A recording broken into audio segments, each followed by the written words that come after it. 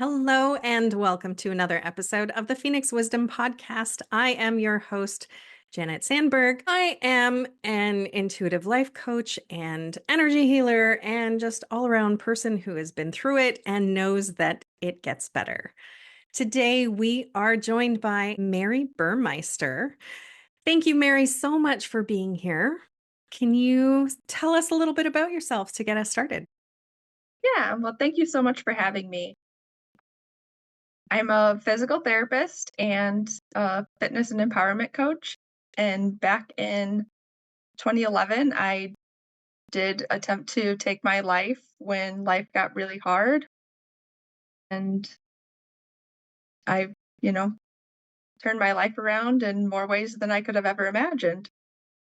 Right. And that is the key is it's so hard to imagine it in the moment in at the time when things are so terrible. You're like, this is it. This is all life's ever going to be. As we've been sharing in all of these stories every week, it remarkably does get better, even when we can't imagine how or when or any of that. But tell us more. What was going on in 2011 when you were in that place? Yeah. So, I mean, when I was a young girl, I did like threaten suicide to my parents, but it just seemed like it was just out of like anger and spite, and not something I ever really thought about or like Hmm. had a plan. But in 2011, I was 22, senior in college, and I had a messy breakup over Christmas of 2010.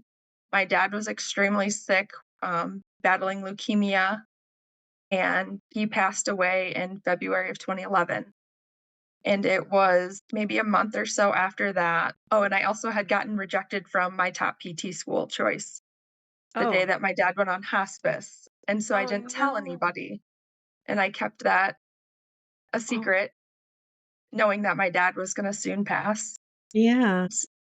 I'd been a drinker since I was about 17 because I didn't feel like I ever fit in, at school or with friends, and then it just became a habit. I even drank, I was a college basketball player, I still drank quite a bit, showing up for practice hungover, still being a starter on the team. I was like, "Oh, life is fine, like, I can drink and function, no problem." But during the time that the breakup happened and my dad was really sick, I started drinking gin, and I was drinking a lot of gin. After my dad passed, I remember sitting in my kitchen by myself and I'd finished a bottle of gin and I looked at it and I didn't know where I was going to go with my life. I didn't have a PT school. I was waitlisted at one, but my hopes were very low there. And I walked into my room to go to bed and I seen the bottle of sleeping pills. And I said, maybe if I take a couple of them, I just won't wake up after drinking this bottle of gin. Wow. And thankfully, God had other plans and I woke up. I was supposed to go to practice. And for the first time in my life, I had texted my coach and told her that I couldn't come to practice. I had to go back to my mom's house because we were meeting with lawyers regarding, legal stuff with my dad's death, which was a Mhm. complete lie, but didn't tell Feasible, anybody what feasible, but not true. I know. I was like, I have to come up with something good. It's not like I'm really sick or anything. And I still had planned to go to my mom's that day anyways after practice. And so did that. And I proceeded to drink gin after that next night. I went to the bar and, I just continued to drink. A few weeks later, probably, I realized I needed to do something.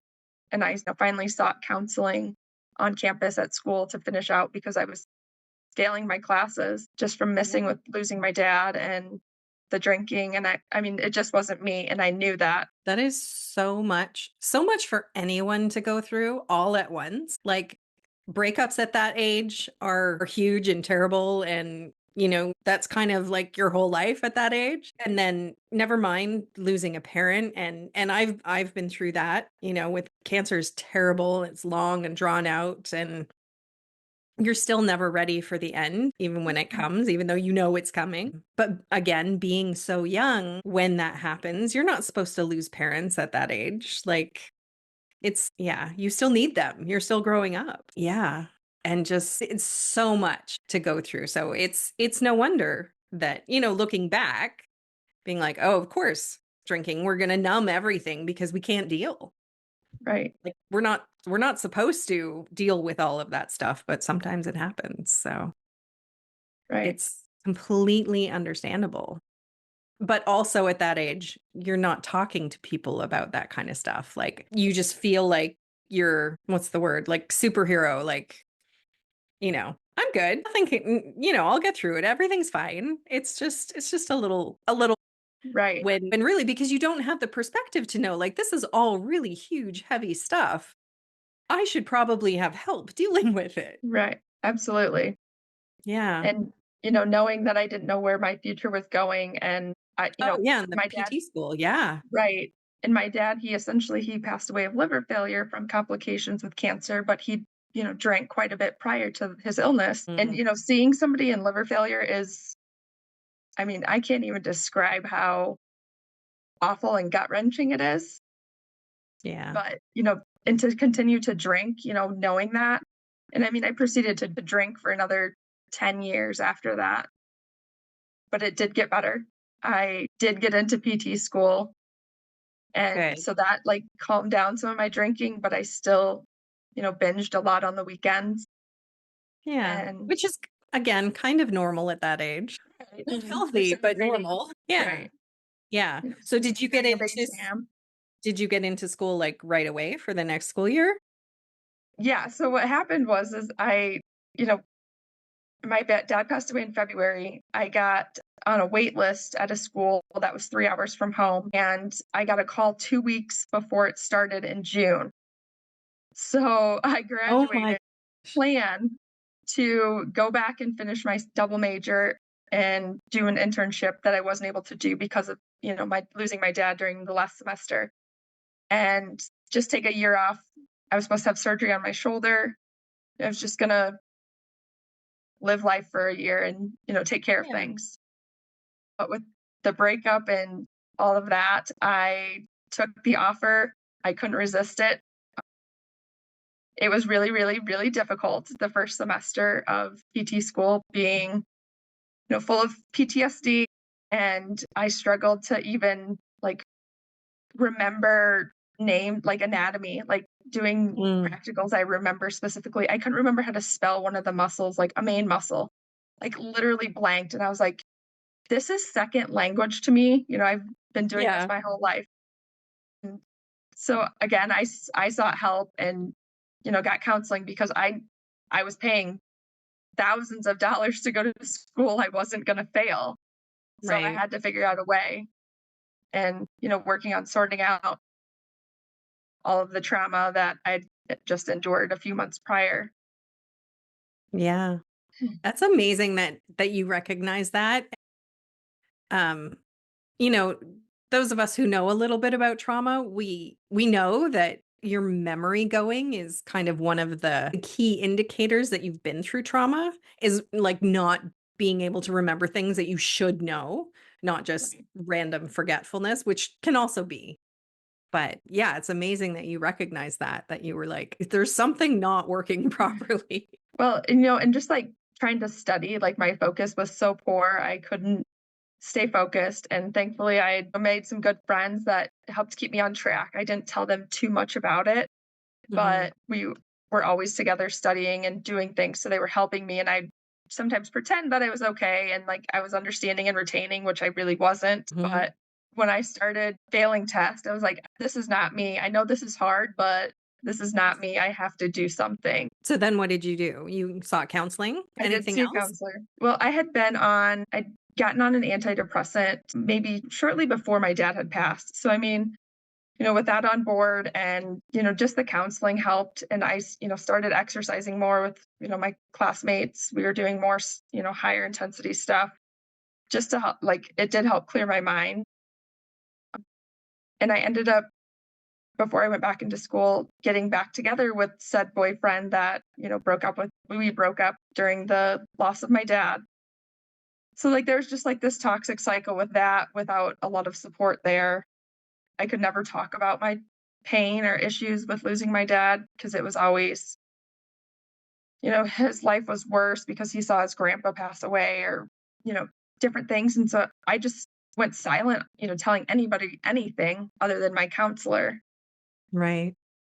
And so that made it very difficult. But Yeah. Would you have done it differently now with 2020 hindsight? Would you have been more open about what you were going through? I probably wouldn't have tolerated the constant, like, being shut down all the time. Would, Mm. telling anybody anything about it, people just shut you down, like, "Oh, get over it, move on. It happened, it's done." Wow. You Yeah. got that? I mean, my ex, who I ended up marrying, yes, like, I buried Oh, everything about losing my dad because it was intertwined with our breakup right. and a lot of things. So, one of the things that I had to work on in one of my first rounds of counseling was separating the 2 events, like the breakup and losing my dad. And I did that. Yeah. Yeah. Um, but he still would hold that against me, like, "You're still mad at me, you're still resentful." I'm like, "No, I'm not," but He couldn't separate the 2 there was events. a lot of yeah, that'll lead to some later stuff. We're not married anymore. But, I just kept going back to the comfort cycle of being with him, not wanting to be alone, even though we were having a distance relationship. Right. So, I mean, a lot of that, yeah, played into the, PTSD going through school, dealing with trying to make a relationship work that clearly wasn't aligned with who I was. Mhm. And yeah, I mean, looking back, those things and you make choices based on that. Yeah. Yeah. And it's hard, and I do the same thing. I look back to, my first husband, and there were so many red flags. But when you're 25, 26, like, you don't have enough life experience to really recognize them or know what they're going to turn into, right? Right. And I didn't have anybody telling me that, you know, you should be careful with that because it could get a lot worse down the road. So, which of course, it did, and we're not together anymore. But looking back, it's like, "Oh, of course, I saw the beginnings of that before we were ever married." But you're just like, "Oh, well, that's a thing."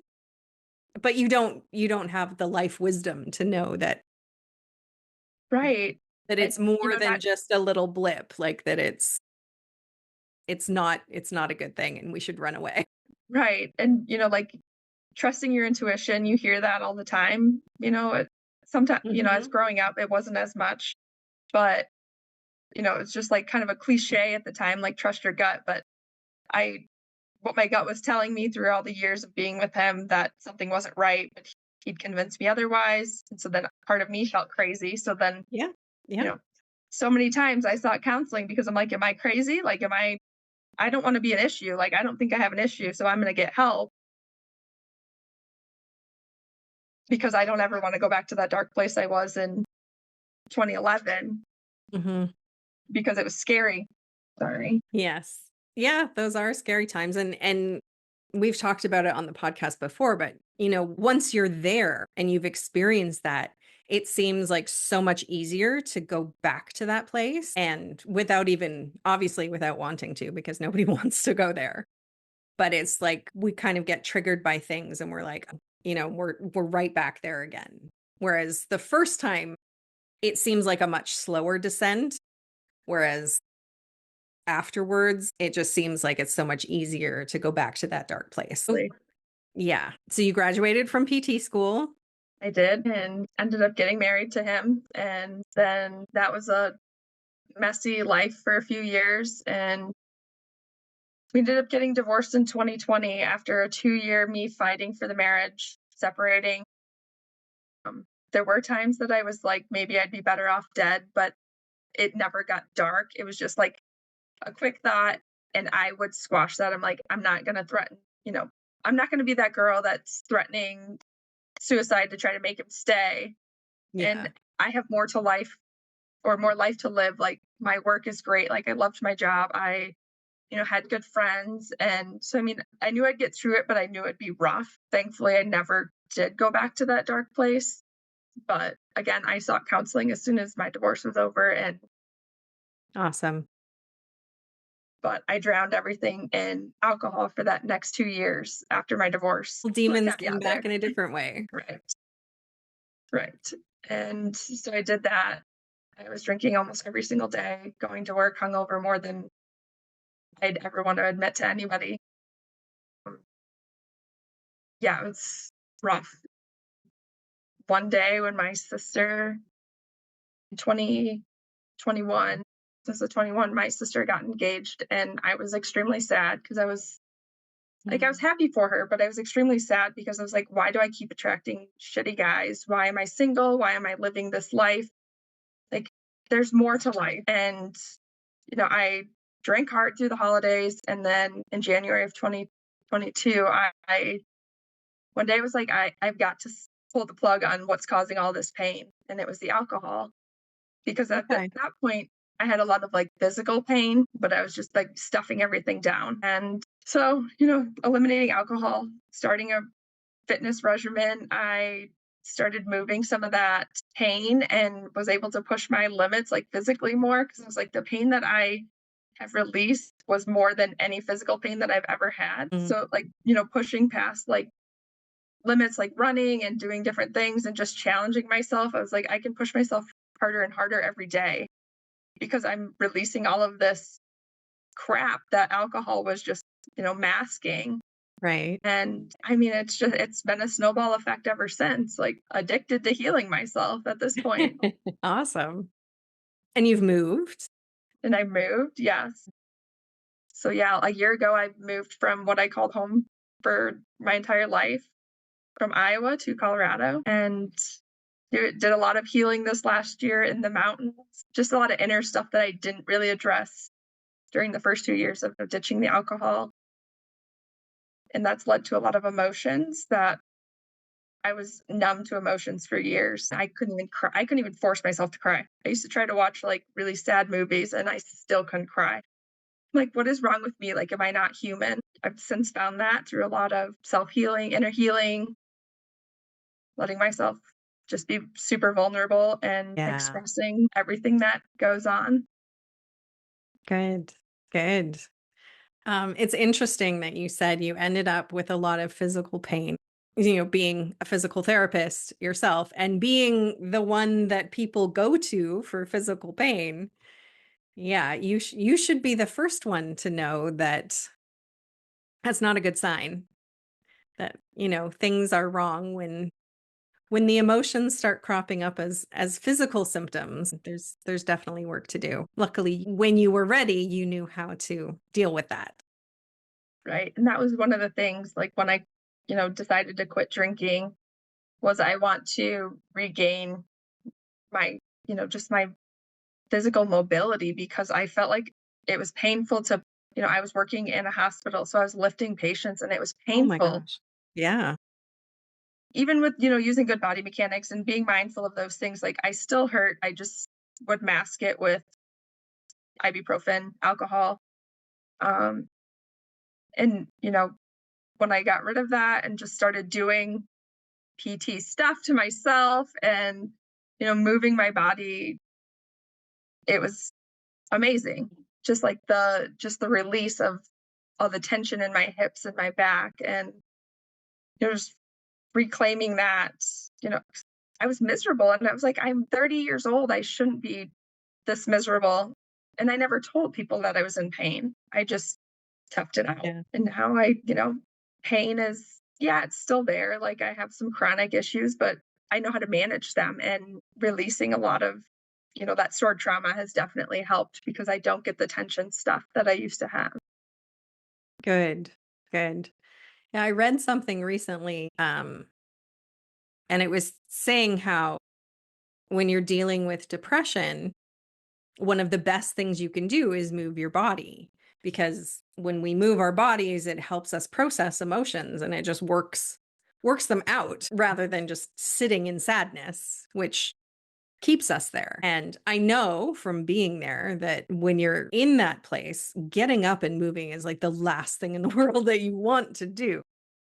But Right. it's so good if you can force yourself to do it. And it doesn't, you were saying how you were pushing limits and stuff, which makes sense as a former collegiate athlete that you would do that. But we don't have to start there. Like we can just start Right, by, even walking up and down the stairs or around the main floor of the house or, just doing something to move and then go out for a walk around the block to start with, right? Like we can start small and go from there. And I know now that when I'm working out regularly, I for sure feel a lot better mentally and emotionally as well as physically. right. Because it's all tied together, of course.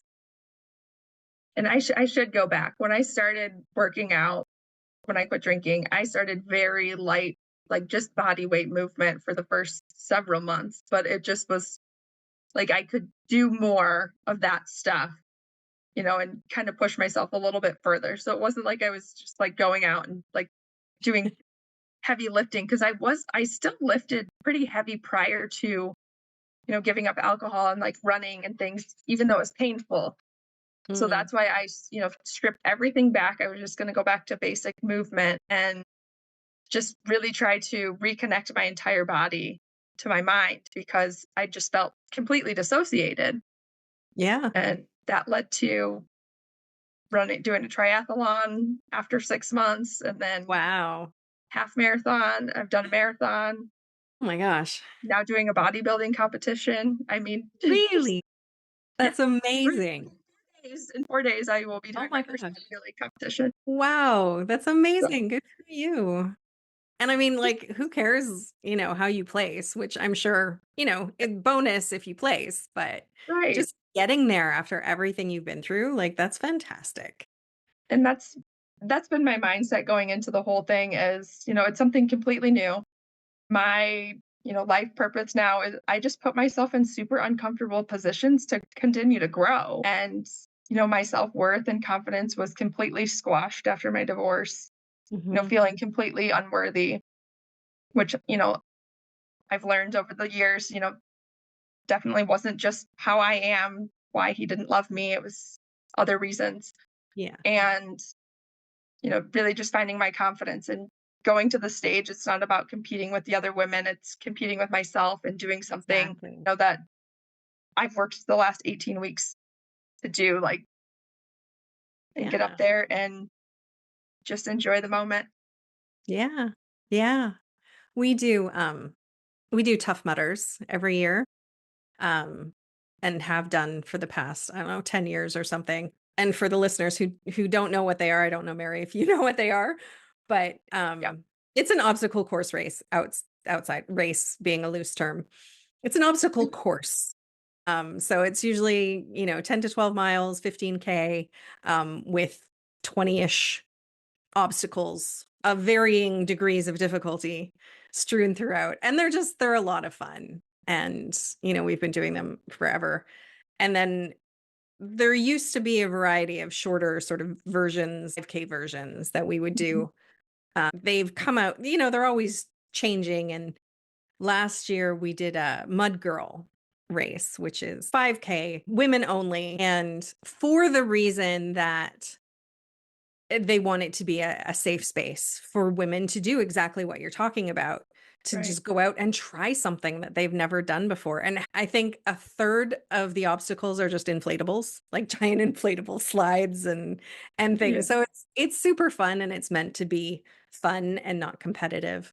But one of Right. the girls who was on our team last year had recently gone through a divorce and hold on, sorry, just getting over a cold. I'm a little scratchy. Had just gotten over a divorce and lost a lot of weight. And so this was her, um, sort of coming out and proving to herself that she could do these things now. And it was awesome. That is great. A Tough Mudder's definitely been on my bucket list. Now that you put that in my mind, it'll probably go on my list of things because I don't know what I'm going to train for after this competition's over. You you wouldn't even have to train. I mean, if you can I run a just have to set a marathon and goal and you're like in a do bodybuilding something. competition, you're fine. The first year we did them, my girlfriend and I that did it together.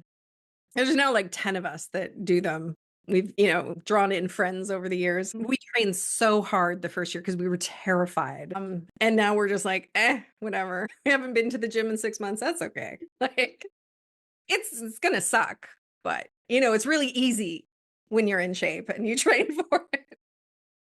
But, Well, yeah, it's all good fun, and yeah, that's but awesome. putting yourself in those situations, whether they're physical or mental or otherwise, doing things that you've never done before, um, and actually at the beginning, the little pep talk at the beginning of the Tough Mudder, he always asks, you know, "When's the last time you did something for the first time?" And That's great. yeah, and it's a good little motto or whatever to live by, try new things Right. and have fun. Right. I mean, like this competition, the eating and the lifting and like the working out, like I knew that wouldn't be a problem. It's the mental, like I'm putting myself into a completely different situation. I, went from being this very, masculine driven woman after my divorce, like I don't need a man, I can work, I can do all of these things. And then, going through different things to work on, bringing out more of my femininity and the vulnerability part. Like I kind of shifted completely over to like a phase of like super feminine and now trying to find that balance to like put it all together on stage. And I mean Yeah, it's been amazing. It's been a wild journey, that's for sure. But you know, when we find our balance, I mean everything just flows and the worry kind of fades away. absolutely. So, what advice would you have for somebody who is currently in that dark place and not enjoying it? I mean, the biggest piece of advice is, ask for help, go to a safe space. Like I said, I reached out to a counselor because I didn't feel safe telling anybody because I just felt like they would tell me to suck it up, being like the strong persona that or person that I was, or like put on that persona. There's no shame in going to counseling. I've always been a very firm believer in, speaking about my mental health. Like I was never ashamed to tell people I went to counseling. I was never ashamed to tell people that I was on antidepressants because I knew that's what I needed to function and get through some of that stuff. And really just speaking about what's going on opens up so much more opportunity, and there's a lot to live in this life, and embracing those discomfort or the uncomfortable moments, brings Yes. a lot of growth and joy. Awesome. I love it. Thank you. And yeah, if you're at school, there are counselors at school, whether it's high school or college or university or wherever kind of school, they I think almost always have some sort of counseling office that you can go to first if you can't afford to pay for a therapist and you're at school, that's a great option. Also, even if you're a member of a church, you can talk to your clergy, your pastor. They're trained in that thing, in that